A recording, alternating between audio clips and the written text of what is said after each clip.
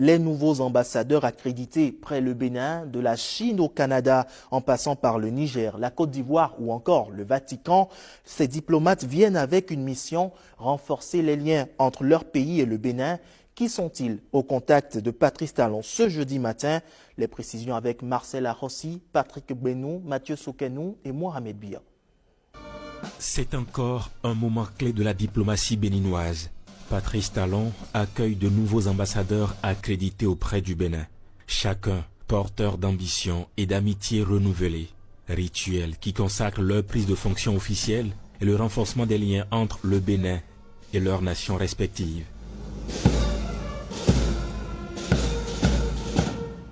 Né en 1973 à Nandine, Zhang Wei a consacré près de 3 décennies à représenter son pays sur la scène internationale.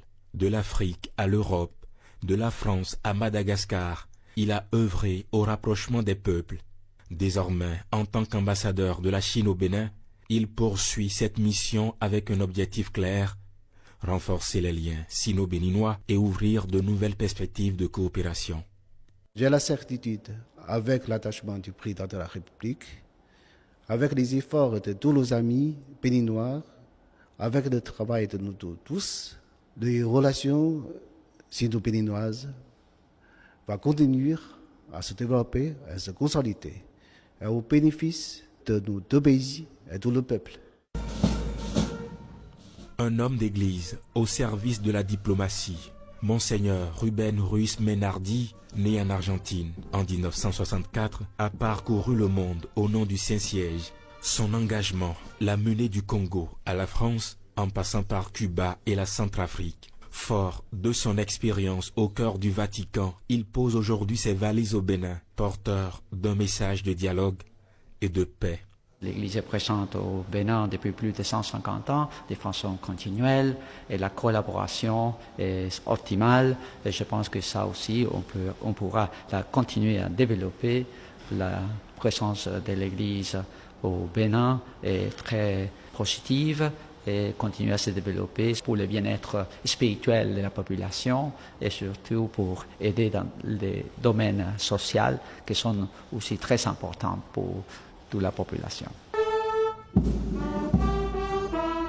40 ans de carrière au service de la justice nigérienne.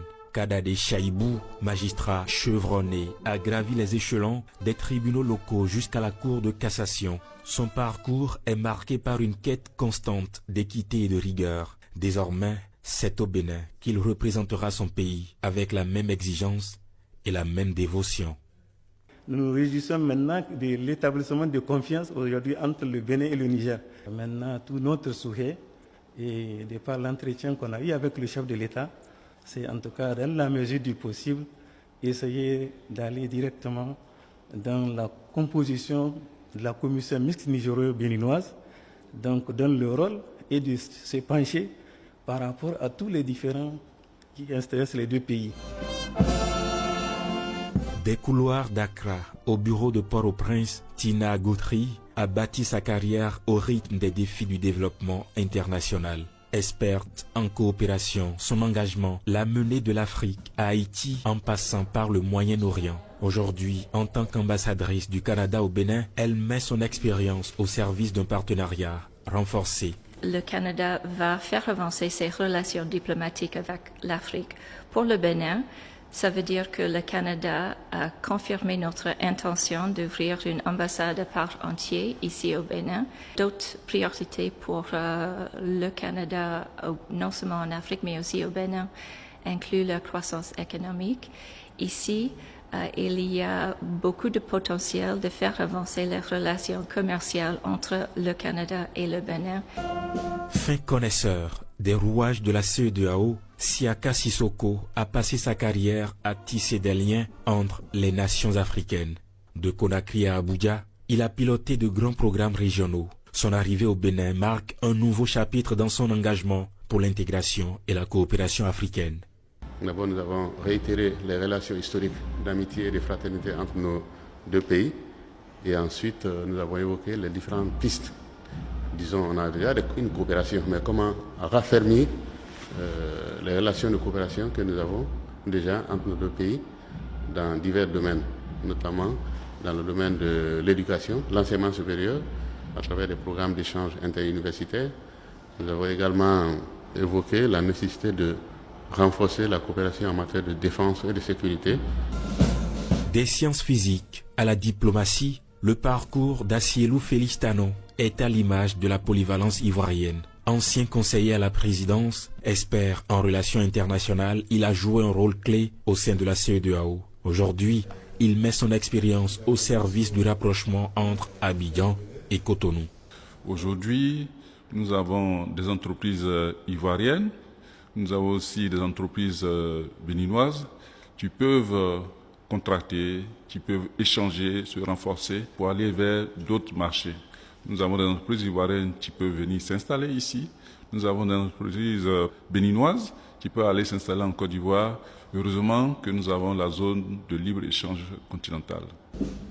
Diplomate, enseignant, écrivain, Antite Mossen est un homme de lettres et de relations. De Tunis à Ankara, il a multiplié les expériences alliant diplomatie et transmission du savoir. Son expertise en relations internationales sera désormais un atout pour renforcer les liens entre la Tunisie et le Bénin. Tout le monde est satisfait des relations qui existent entre nos deux pays et tout le monde est conscient que ces relations doivent être davantage une priorité pour les deux pays.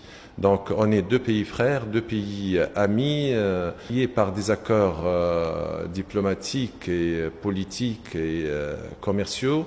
Nous sommes là pour faire évoluer ces relations pour atteindre un stade honorable. Donc on fera pour le mieux pour que ces relations soient une référence des relations entre deux pays africains. De Lisbonne à New York, en passant par Moscou et Caracas, Paulo Martins dos Santos a sillonné le monde pour porter la voix du Portugal. Grand serviteur des relations multilatérales, il a représenté son pays dans les plus grandes institutions. Je souhaite que le progrès et le développement que j'ai pu constater, parce que comme je vous disais, j'étais ici en visite privée et j'ai pu constater que vraiment c'est vraiment impressionnant le développement que ce pays a vu les dernières années. Et j'espère que le Portugal puisse aussi contribuer pour cette dynamique que vraiment je suis vraiment impressionné de certifier le dynamisme de cette économie et de la vie en général ici.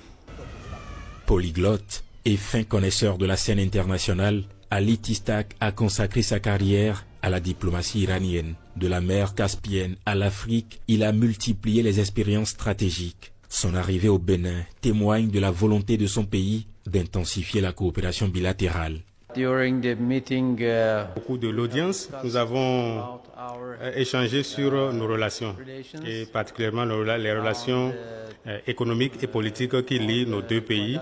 Et nous avons ensemble parlé des efforts à fournir dans le futur pour développer ces relations-là, afin d'unir davantage donc nos deux pays pour le bien de nos deux populations.